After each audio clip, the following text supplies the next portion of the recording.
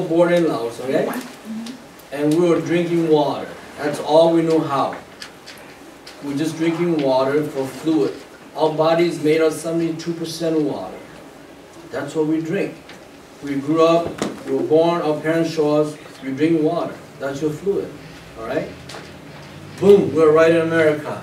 And now, they say drink soda, all right? So all they want to do is introduce sodas to us. At school, at work, everywhere. In the restaurant, they just offer you sodas. At first you go, oh, it's so sweet, how can you drink this, right? Oh, you can smell the chemical inside the soda, how can you drink this? But they put ice in there, so you kind of numb on that smell, so it started to taste pretty good, right? So eventually you're just addicted to sodas. Now you don't want to drink water anymore because soda tastes better. So how many of you here drink sodas? Raise your hand. Oh, come on, be honest, it's okay. I'm not going to judge you. Okay. How many of you here drink water? Oh, good, so happy. Okay, so, but you know what I'm talking about, right? So how many of you have never drinking sodas? Raise your hand. So you all have drink soda, okay. So kids today, or young people today, my peer group and you guys, I see lots of people drinking soda, drinking Gatorades, drinking pops with colors. And we are not drinking water anymore because soda tastes better than water, okay? So when my wife and I first got married, we moved in with my brother-in-law and sister-in-law, and I was so shocked that all they drink is Diet Pepsi and coffee. For breakfast, for dinner, for lunch, when we eat, everybody gets a can. And we're like, wow, where's water? We don't drink water here. I said, really? For how long? Years. They never drink water. All they drink is coffee and soda. I'm like, wow, what a shock, right? But here's the thing. So if you're born that way, if we come to America, they're teaching us the American way to think, to read, to write, the degrees, the job opportunity with the American degrees.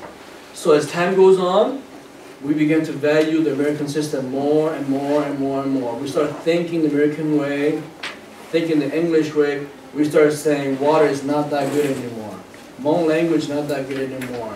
Hmong wisdom is not that good anymore because you can't use Hmong wisdom in the workplace. You can't get a job if you know speak and write Hmong only, right? That's what some parents are telling their kids. Why take the Hmong class?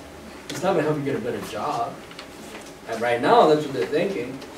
So pretty soon, we're all just drinking sodas. But you know what? When you drink water, it replenishes you with minerals and the liquid your body needs. Your cell lives in water. When you drink so much soda, soda has high chemicals, phosphoric acid. It's draining all your nutrients.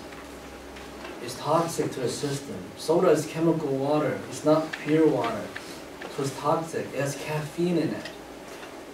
To hopefully help you see the Hmong wisdom in all of this. The importance of not losing your culture. The importance of learning another culture, another perspective, and not just one perspective in life. Okay? It's like a salad, right? Who wants to eat just a lettuce salad? We want a mixed salad, mixed green salad, because there's more nutrients in the mixed green salad and it tastes better.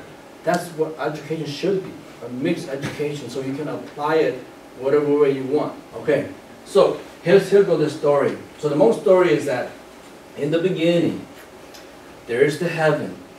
The heaven then created the gods. The gods then created the suns and the moons. And out of the suns and the moons came the earth. The earth then created giant animals and human beings. And out of the human beings then came our ancestors.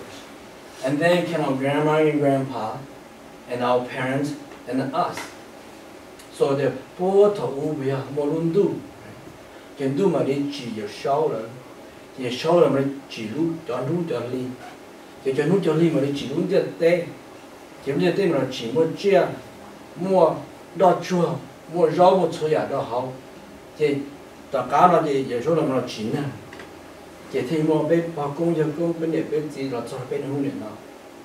So what is that saying? The story is saying that in our culture that we acknowledge that there's something greater than us.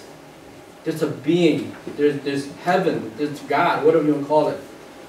And therefore, it's teaching us to be humble, to be respectful, to be fearful of God. And yet, at the same time, it's saying that we are directly connected to God, to the Creator, and to heaven and to earth, and to creations as a whole. So heaven and earth are our parents. That's what your parents say. Why do they say that? Anybody knows that? Why are they referring to the heaven and earth as our parents? In the Hmong student. Why do they say that? Because the earth feeds us, right? All the plants and the vegetables, the animals eat the plants, that's our food. Without the earth, there's no plants, there's no animal. How can we live without food? So the earth is our mother or father. And then the heavens create the earth. Without the heavens, there's no earth. Without earth, we have no food. That's what their parents say. They want us to understand the connection that in this world it's not just us. Because our culture is not about individualism. Our culture is about the whole. We are connected to everything else. Respect everything else.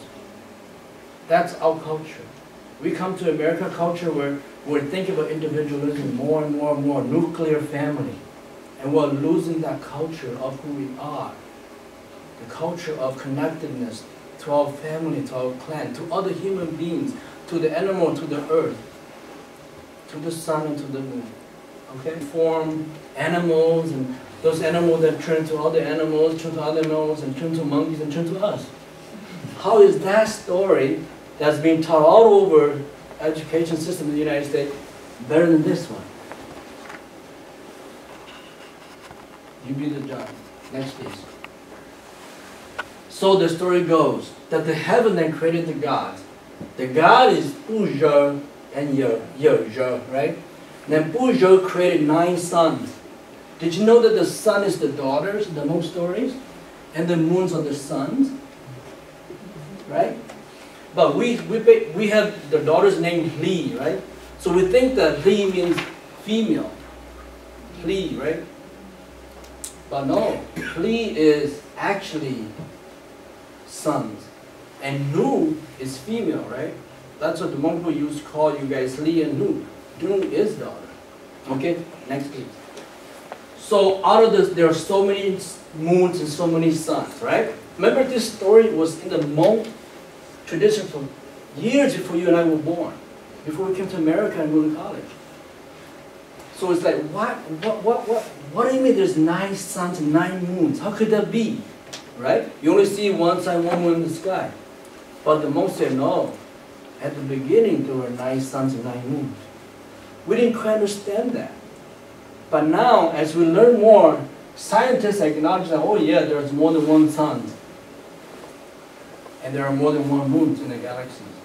See, science is confirming the Hmong tradition story. They never gone to college. These are stories being told for hundreds of years. So think about that. That means that our ancestors knew stuff before science knew stuff, okay? So, Dr. B, can I just add a little bit to what yours? It Sure. kind of goes with this. I don't want to get you off track. Sure, but sure. you know the Hmong word, and you can directly connect it to Beit Lupong, right? What is Beit Lupong for stars? Right? No ho, right? Old suns. And it was just, you know, scientists are just starting to, you know, Western scientists are just starting to figure out, yeah, well, you know, stars are like dying suns, right? Yeah. And our words, our ancestors already knew that, right? That's why they name it old Yeah. suns, which means they're dying out. So Exactly. it's knowledge like that, right? Yeah. But then we don't think about it. It's just a word that we say. But when Exactly. we analyze it, we realize, wow, like, our ancestors knew that. Yes. You know, they just didn't say it into Western science, prove it, and we're like, oh, geez. Exactly. See, they know. Exactly. So scientists are saying that the stars are like the sun. The sun's just like the star. But we say no. Our ancestors said those are old suns. You see that? The sun is old, becomes really far, really small, becomes a star. Okay, thank you, sir. Now the story goes that the mother's sons then give birth to the earth. The earth is a child of the sun. So then the sun and the moon becomes parents for the earth. So they shine the energy upon the earth. So the earth will become alive. That's why the Hmong say, 手道, right? The Hmong believes that the earth has life underneath the ground. But these are very special lifelines. It's not all over. So the 手道 then give lives to animals and organisms. Okay? And that's where this come along. So our ancestors then, when they moved from places to place in the country of the earth, they look for that lifeline 手道. Because if you can find that 手道 and you settle there, you're going to prosper. All your animal, your vegetable, your life will be prosperous.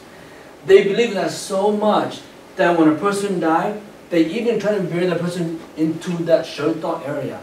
Because they believe that life will continue to nurture the dead body. And the dead body then can continue to nurture us Hmong, or blessing.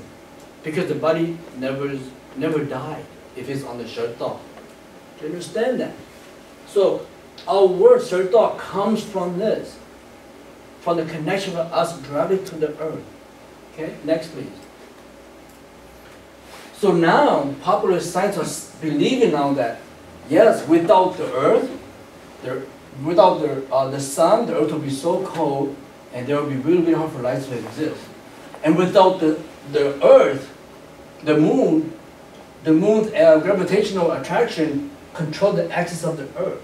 Without the moon, the climate and the season of the earth will be like totally out of whack. And that will kill so many organisms.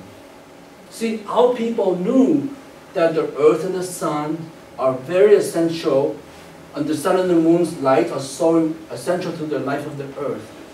For the animal to live, for us to live. Scientists discovered what we already knew.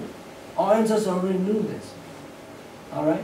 So, I remember when I first heard the story, I go, wow, maybe somebody just made that up. How could that be true? How do our people who never gone to school or college knows more than the scientists? I'm sure some of you think of that. But when you break it down, as you combine the two knowledge, wow, it makes sense. It is similar. But remember, our stories are older than science. Next, please. The people that were created at that time were giants. Giant people and giant animals. Remember the story about Gonzalo Shina? They're so big that the planet jar, those are the little pots and pans for them. They're giant. That's what the story is saying. But because the suns were so many, and they shine on the earth, can you imagine having 9 suns shine on the earth, how hot that would be? I mean, in July here, one sun shining is so hot. You have to turn on the air conditioner, right? So it kills almost all the organisms, according to Hmong story. Next, please. Scientists is saying that too. The sons and father of Dr. Everest is, they are saying that because they're trying to understand why did the dinosaurs die. This has been the longest journey of scientists trying to find out. They found that there are iridium deposit on the earth all over 6.5 million years ago. And they said that's exactly time when the massive animals and dinosaurs died. And what they found was that iridium comes out of meteorites heat. So when the meteorites hit the earth, release that heat, it kills all of this. That's what scientists believe now. Why the dinosaurs died and life didn't exist back then. We'll see what the monk said, please. So the creator then asked the gods, Yadu, Yadong, right? These are spiritual creatures in heavens, to give them metal bows and arrows. So they shut down the sun and the moon because there's too many of them, right? And they said that in the story that when they shut the sun and the moon, they break into pieces. And these pieces are floating in heaven. And those that fall down to earth becomes mountains and craters when they hit the earth. That's how we get mountains on earth, according to Hmong story. And you still have, next thing. And so, again, meteorites are still falling from heaven these days. Those are all the broken suns and moons that were out there because of the bows and arrows breaking them up. So then, the Creator created, once that's done, now we have one earth, and one sun and one moon can only shine on it. It's not so hot, it's not so cold, just right. So then the Creator created two kinds of beings.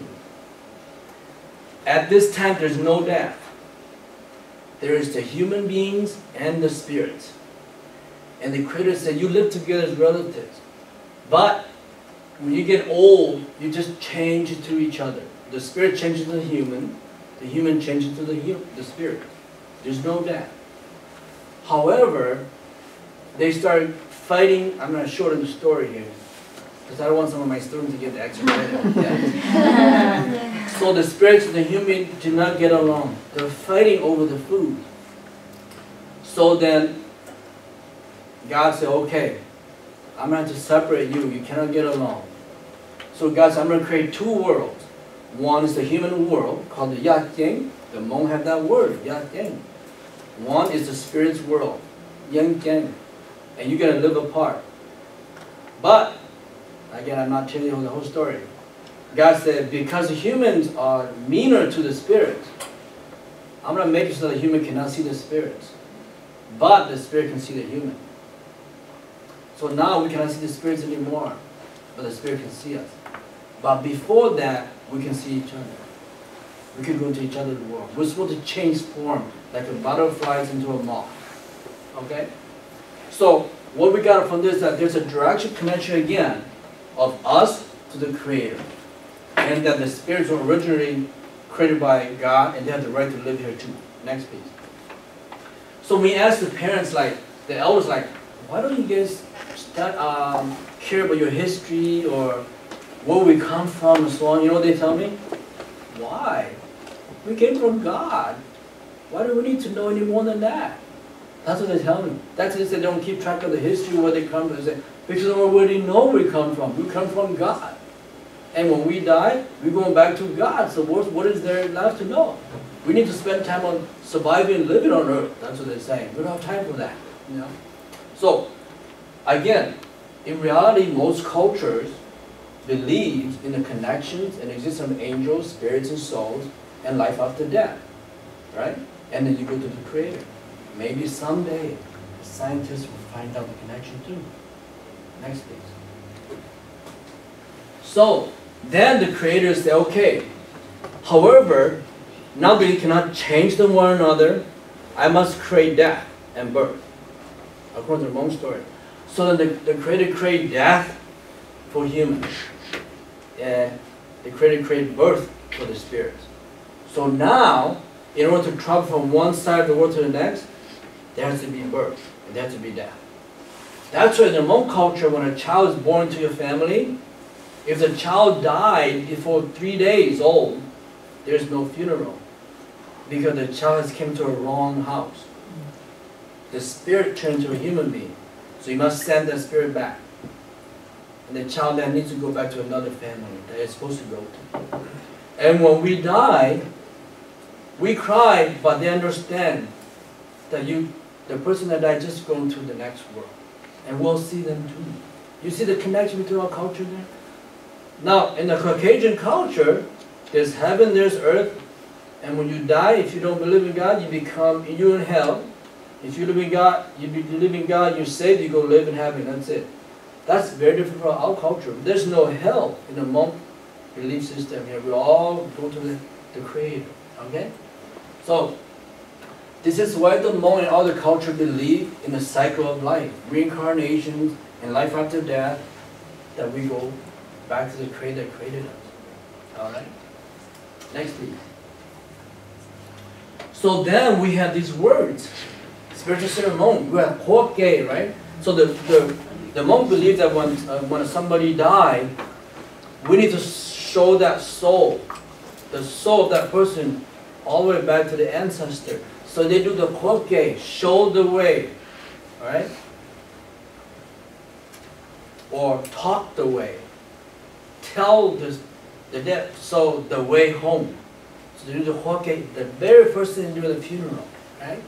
And then they do the Jopli, releasing the soul on the gravesite so it can go back to the Creator, right?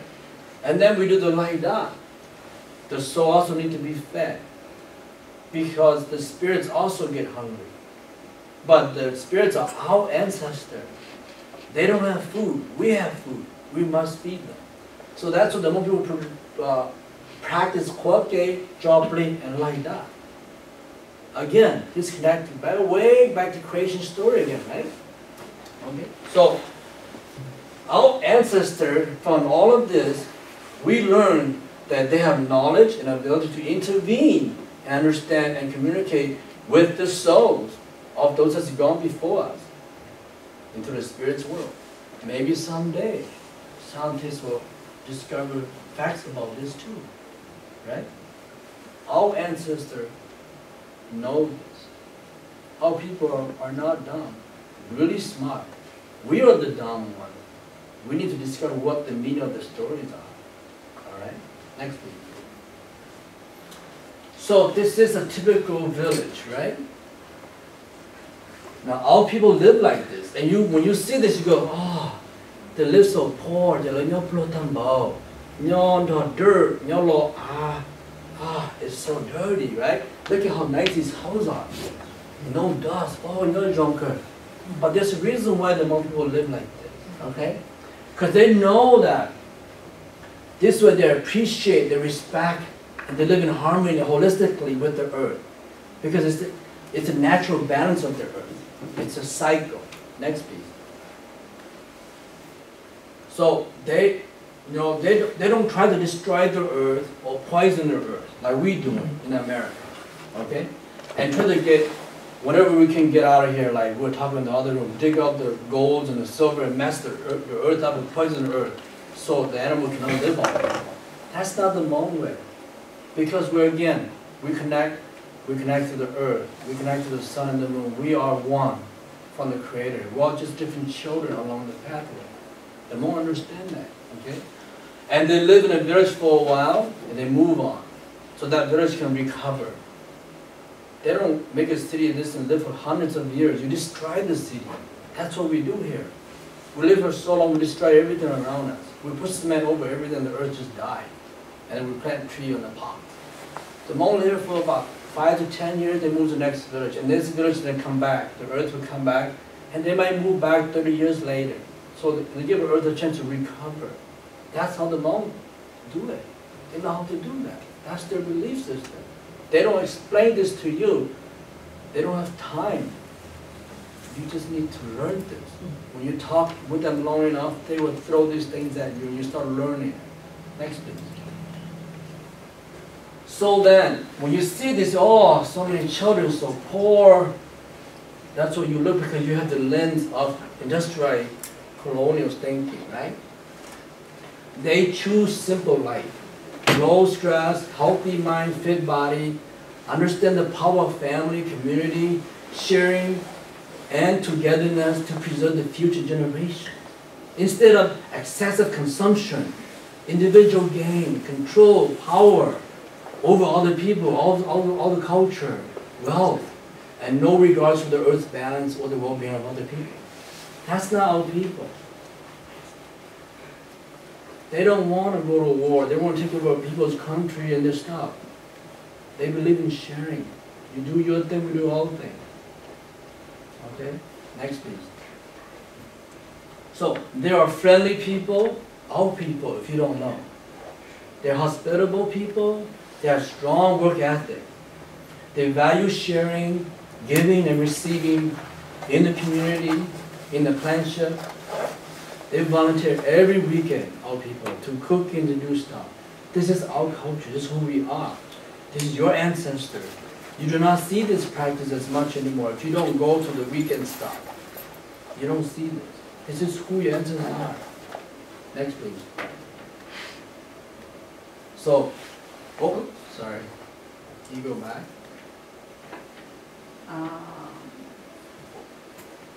Yeah. So what happens when we don't practice these qualities of who we are?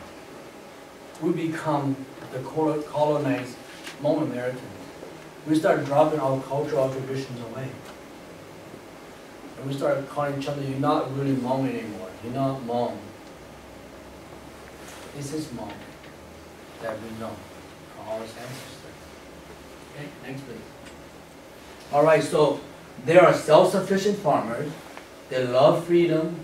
They love being independent and live in peace, kindness and harmony with the earth and with others, with the animals and with the spirits.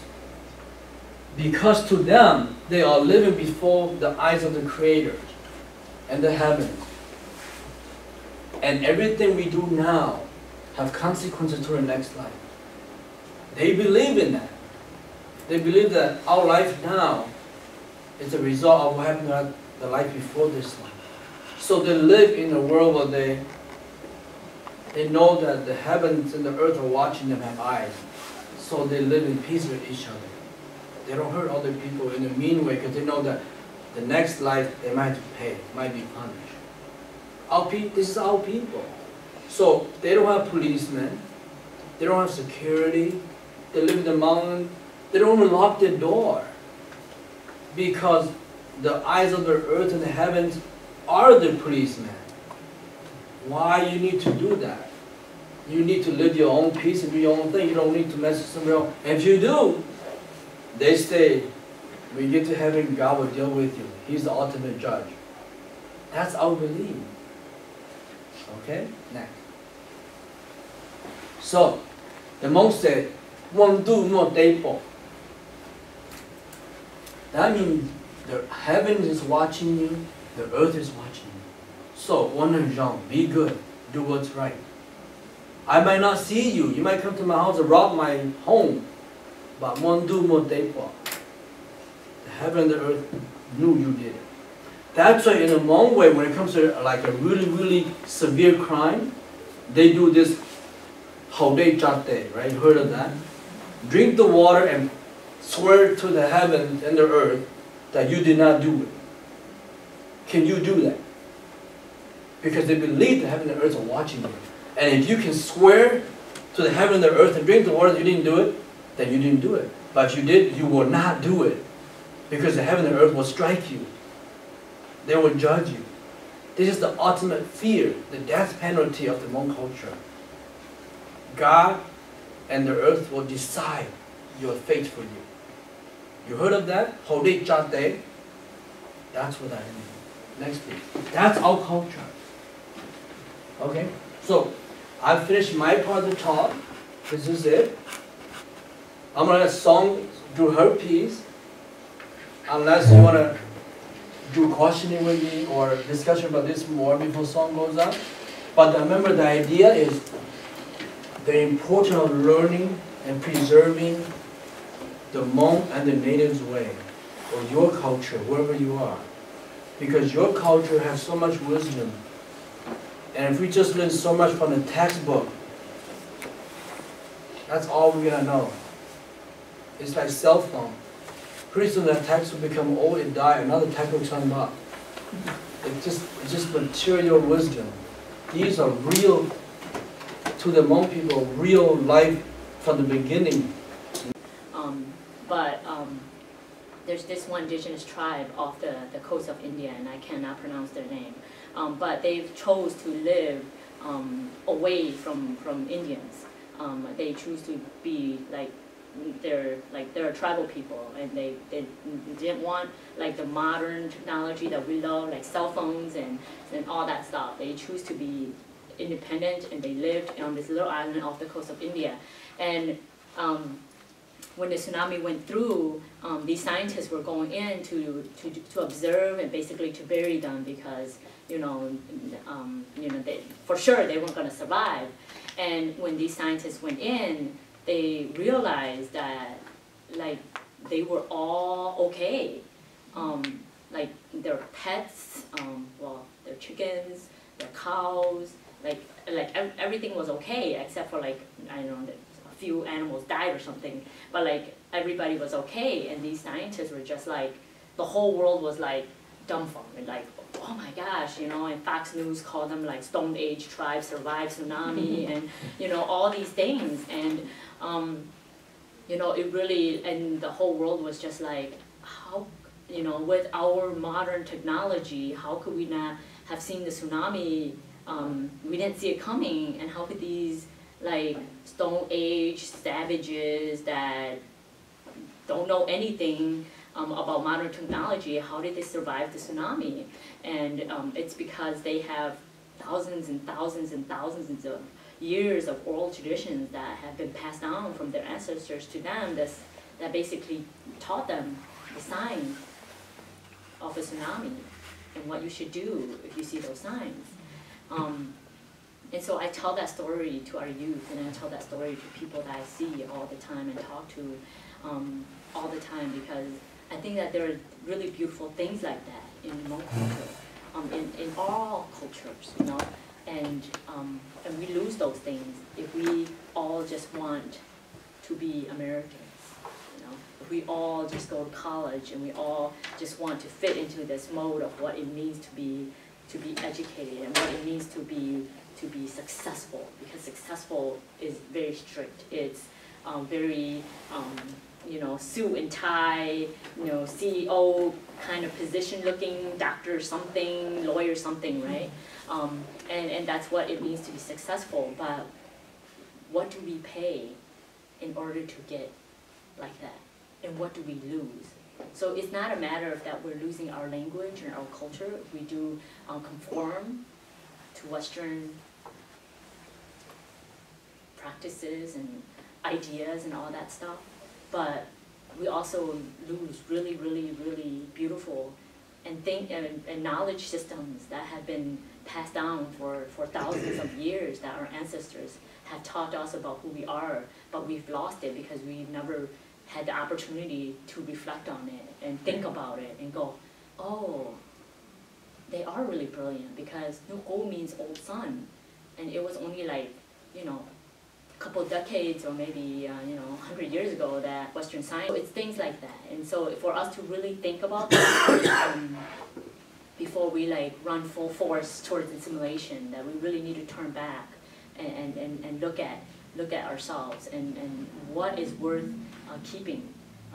Because I study endangered languages and what languages are going to be dead, and Hmong and indigenous languages. Like indigenous people, tribal people, First Nations, Aboriginal, call it what you call, and you may want to call it. We make up like 5% of the world's population, but we speak like 90% of the world's languages. The diversity in languages. We speak 90% of those languages, but by the end of this century, all our languages are going to be dead. Like all our languages. And so they're estimating that by the end of this century, only 100 of the languages will survive. And those are going to be English, Spanish, Mandarin, the most common languages that people use around the world. The business language, the model that we use for everything, economy, that's what drives everything that we do. Everything. And that becomes really, really dangerous. And so, yeah, that's kind of what I wanted to throw out there. I have a lot to say, but I'll shut up because there's a lot more.